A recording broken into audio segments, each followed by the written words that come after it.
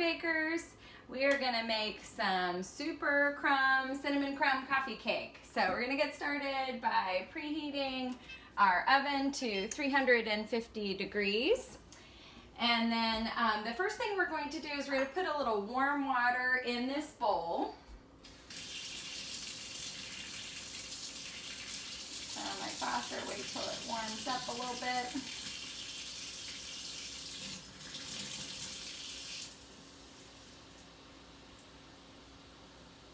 This recipe calls for room temperature egg, and the person who invented the recipe suggested, because this I just pulled out of the refrigerator like I'm sure you're doing as well, get that bowl of warm water and you're going to set your egg in the warm water so it can get to room temperature. I'm going to go ahead and move this out of the way so it can hang out there and warm up. And then we're also going to follow the cook's cheat for buttermilk. I didn't really want to purchase a whole thing of buttermilk to only need 3/4 cup. So she suggests using 2 teaspoons of white vinegar.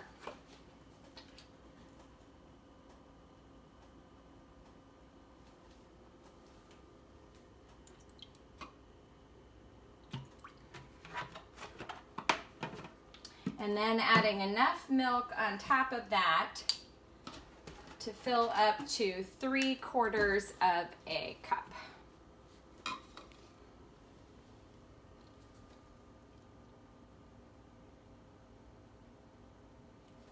Okay, and then we're going to give that a little stir. Now, if you didn't have white vinegar, the other thing you could have used was 2 teaspoons of lemon juice. That also would have worked as well. So this is supposedly going to curdle a little bit. So we're also going to set that aside with our egg that's warming up. And we're going to ignore that for a little bit, and then that'll be ready as our buttermilk for the recipe. I'm going to go ahead and put my milk back in the fridge. Alrighty, we are ready now for step 3.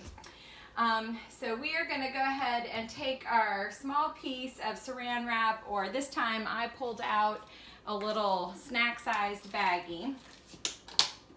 We're going to grease our pan. You probably remember from last week's recipe when we were greasing our pan for our fudge that we just dip that baggie or that saran wrap into the margarine, and we go ahead and put a nice little coating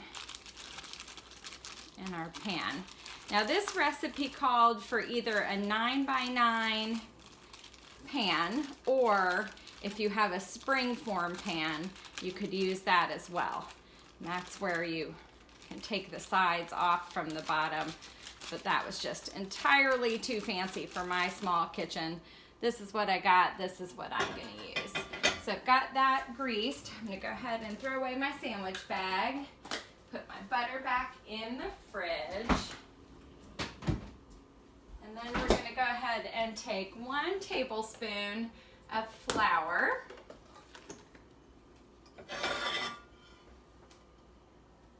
to coat this butter with. So we're gonna kind of sprinkle it around the bottom and the sides to stick to that margarine. Reorganize myself here. Okay, and then, oops, actually I am done with that. I'm gonna kind of get it around there. And then we're gonna shake out the excess into the sink. Alrighty, here we go. Excellent. Okay, so now step 5. Actually, step 5 was greasing our pan and sprinkling it with the bottom of the 1 tablespoon of flour. In our large mixing bowl, we are going to measure 2 cups of flour. Actually, I'm going to use this, that'll be easier.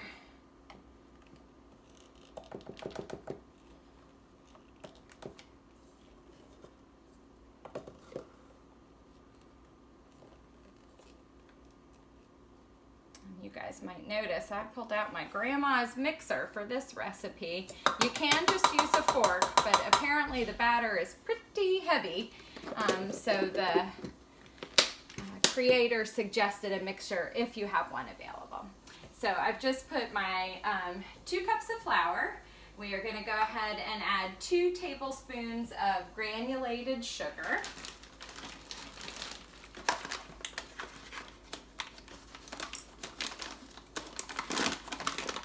I was a little hasty with putting my tablespoon away, so let's go ahead, since that needs to now be washed off. We're going to wash that off.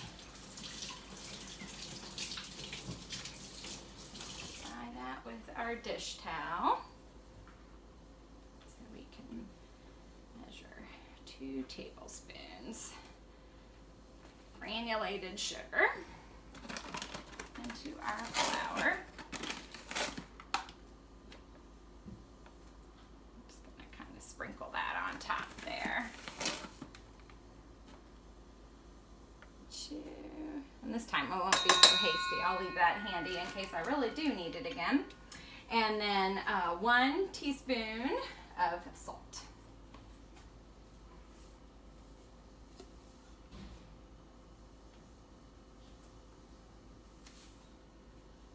Okay. All right, and then we're going to go ahead and just stir that together so that sugar and that salt gets combined and with that flour. The directions that I shared with you said whisk. If you have a whisk and you want to be whisking, you may. Otherwise, good old friend Mr. Fork will do just fine. Alrighty, so now we are ready to cut up our butter into very small pieces. We are using 10 tablespoons. So 1 stick is 8 tablespoons, so we need an entire stick here. Plus, we need 2 more tablespoons.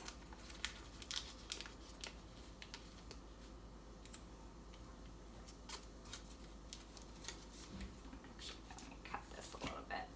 So I'm going to cut it on that 2 tablespoon mark. Your butter probably has the same as mine where it's already pre-labeled for you. I just love that. It makes things so much easier. I'm going to go ahead and pop this butter that we don't need back in my fridge.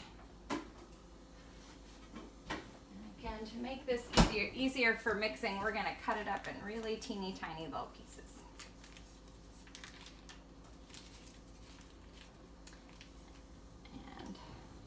You can put a cutting board under you if you would like. Otherwise, I usually just cut right on top of the wax paper.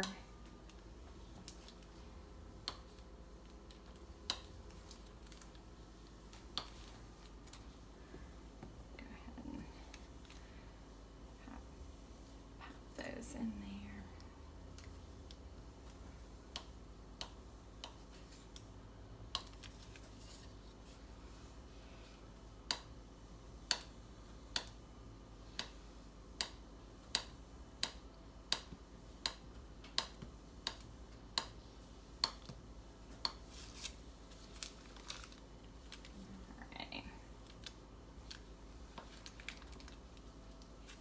Now the recipe did call for unsalted butter.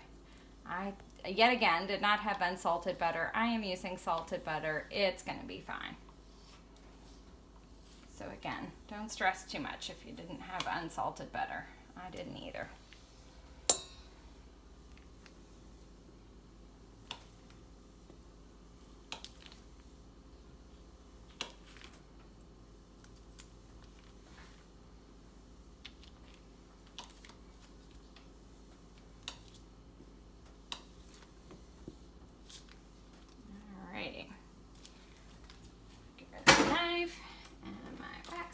I'm going to go ahead and wash my hands because my fingers are a little greasy.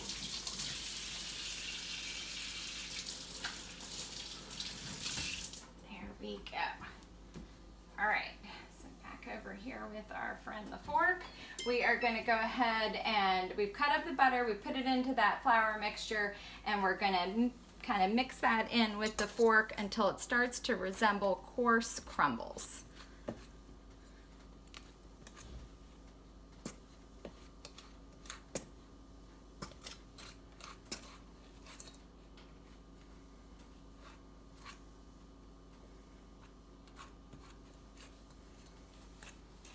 I don't know about you guys, but my family is excited, or my husband, I should say, in particular, is excited about this coffee cake. He likes coffee cake a lot.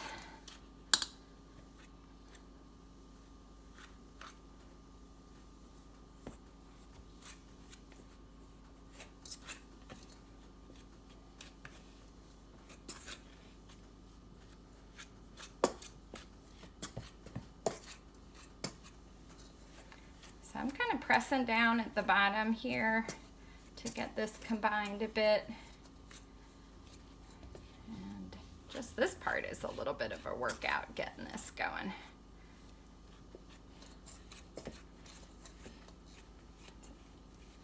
Good thing I didn't do my weight workout this morning. I'm getting it this afternoon.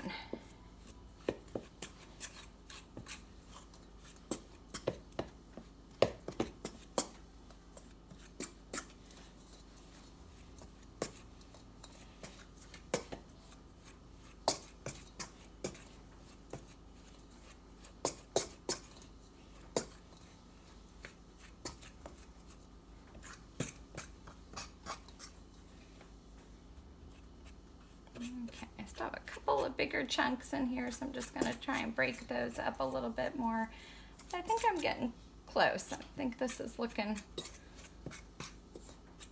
crumbly.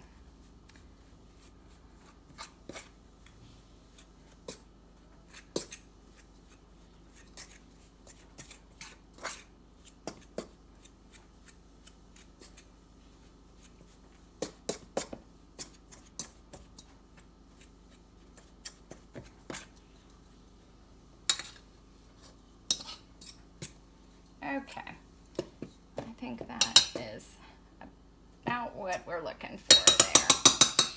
So now what we're going to do is we're going to put aside 1 cup of this flour mixture for our crumb topping. So I'm taking my 1 cup again, measuring out 1 cup and putting that aside in my medium bowl. And that's just going to hang out over there for a second. All right, now we are ready to, let's see, add in 1 teaspoon of baking powder and 1/2 teaspoon of baking soda. So let's go ahead and start with our baking powder. We've got 1 teaspoon.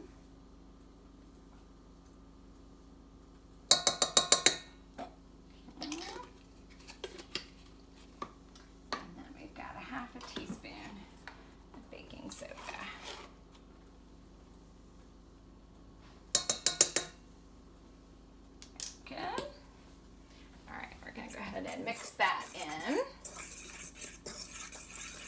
All right, now we are ready to mix in that buttermilk and that egg. So,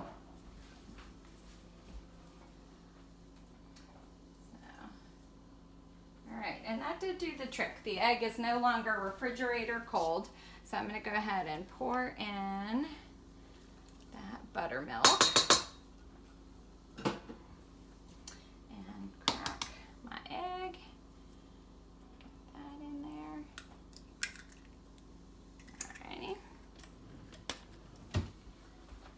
Wash my hands after cracking an egg. I wonder if the professional chefs can manage not to get egg on their hands. I don't know. And we're also going to go ahead and mix in 2 teaspoons of vanilla extract. And 2. Cover on that. All right, so we're supposed to mix this vigorously. And this is where, if you have a stand mixer, it could come in handy. This batter is thick. She was right. I'm doing fine with the fork here for the time being, and I have to imagine most of you are going low tech with a fork as well, so we'll just stick with this for right now.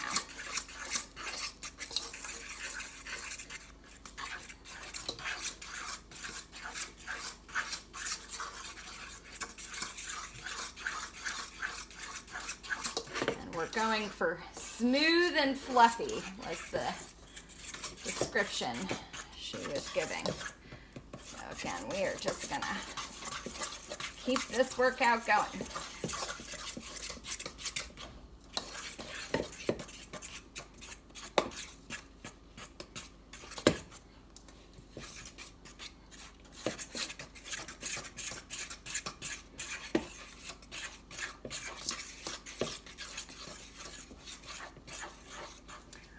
Buttermilk has made it kind of spongy, I'm noticing.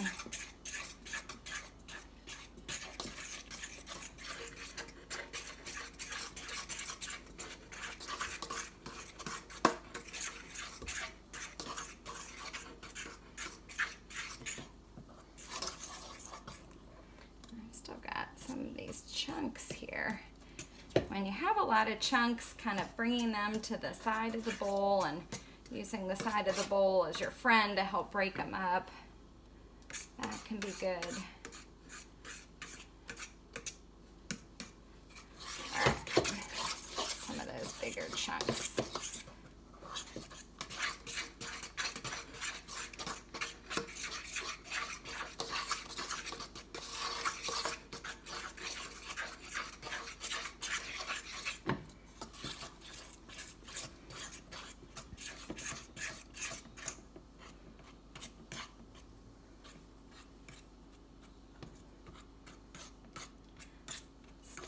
Just a few of those chunky things.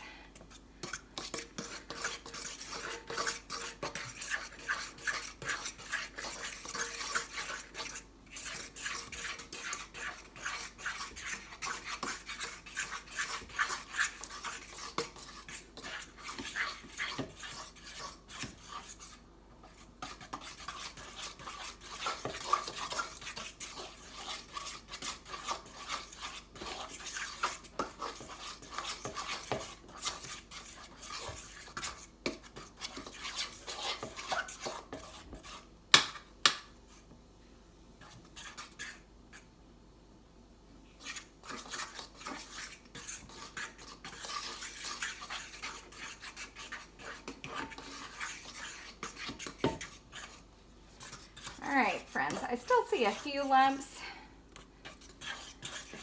but I think I'm gonna call this good enough.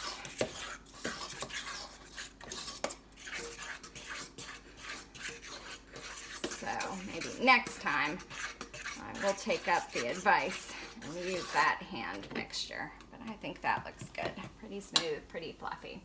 So we'll go ahead and get our spatula here handy. All right, so we're gonna spoon the batter into our pan.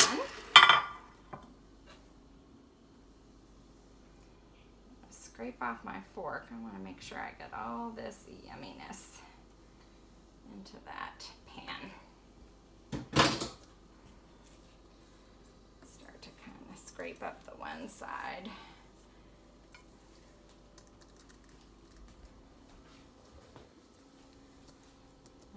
Alrighty.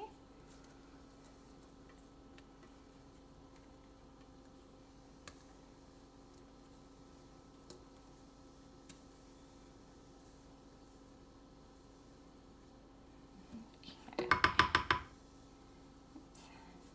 Come back on in here. Alright. Let's go ahead and just kind of smooth that out on the bottom of our baking pan.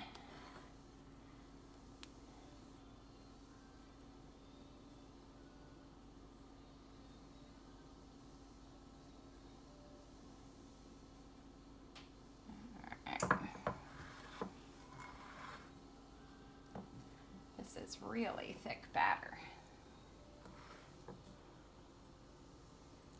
So it's going to be good. All right, and I don't like to waste, so my hands are super clean. I'm going to go ahead and just use my finger to scrape that last little bit into that corner there. All right, I'm going to rewash my hands since now I did get them dirty. And we are ready to turn our attention to that crumb topping. So we're going to go ahead and grab that bowl that we set aside before. It's dirty. Okay, so this was that reserve flour, sugar, and butter mixture. And to this, we are going to go ahead and add 2/3 cup of packed brown sugar. Now, I have just the tiniest little bit of light brown sugar left from before. So I'm going to start with that and then finish with some dark brown sugar. This way I can go ahead and move this bag on out. Go ahead, get another fork here. Just see where we are. Ooh, we are almost there. With that light brown sugar, I just need a little bit more to bring that up to 2/3 cup.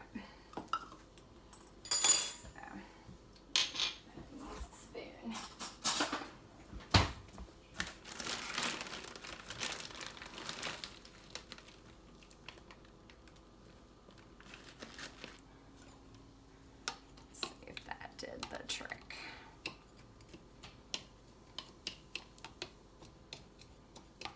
All right, yep, I am there. So 2/3 cup of packed brown sugar. I'm gonna go ahead and pop that in there. And then we are ready for our cinnamon. It's 2 teaspoons of cinnamon.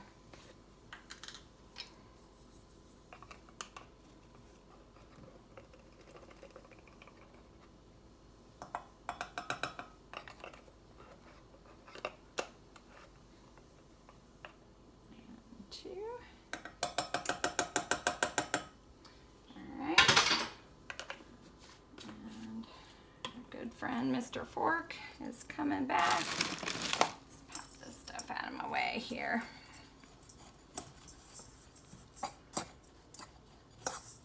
So we are, ooh, wow, that is smelling good. Smells like cinnamon.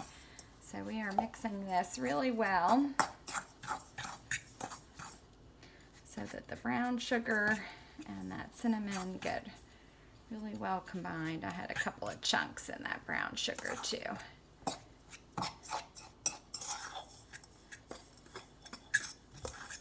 That is a lot of topping. She said it was. She said it was extra crummy crumb cake.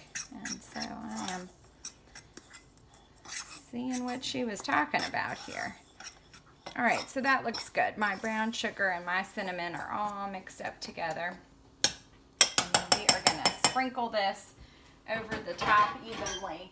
I'm going to get another spoon to help with that process. I'm afraid I'll be a little too heavy-handed if I just dump the bowl over the side.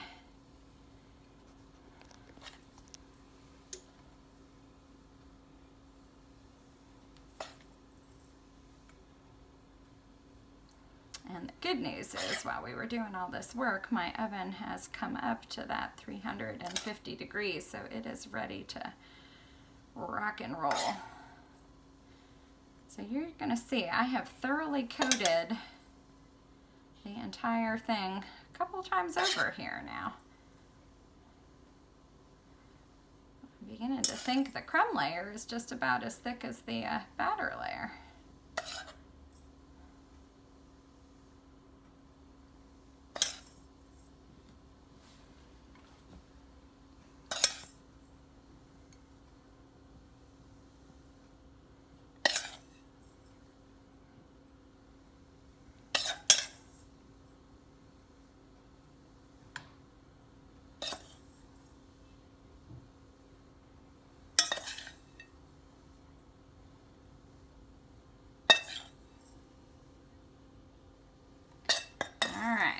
last couple spoonfuls here.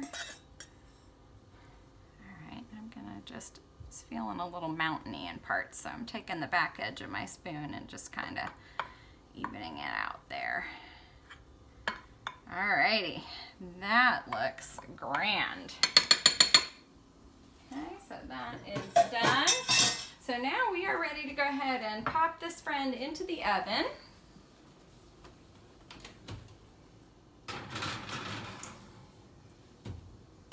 Alrighty, and she suggested checking at 50 minutes.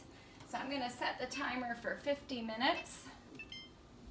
And I'm gonna check it then. You'll know it's done, friends, when you pull it out and you stick a toothpick, or what I like to use when I'm checking my cakes is we have all of these skewers, metal skewers, and they make great cake testers. You just pop it in there, and when it comes out clean, it's okay if it has some of that crummy part, but you don't want to see any evidence of doughiness, wet dough on there. If there's wet dough, then it's not done. And usually what I do is I check it, I give it, depending on how wet, doughy it is, maybe 2 more minutes, maybe 5 more minutes. That's something you learn over time as you've been baking for a while. But my fingers are crossed, because again, my family is waiting, that at 50 minutes we will be good to go, and it just will need to cool before we serve it.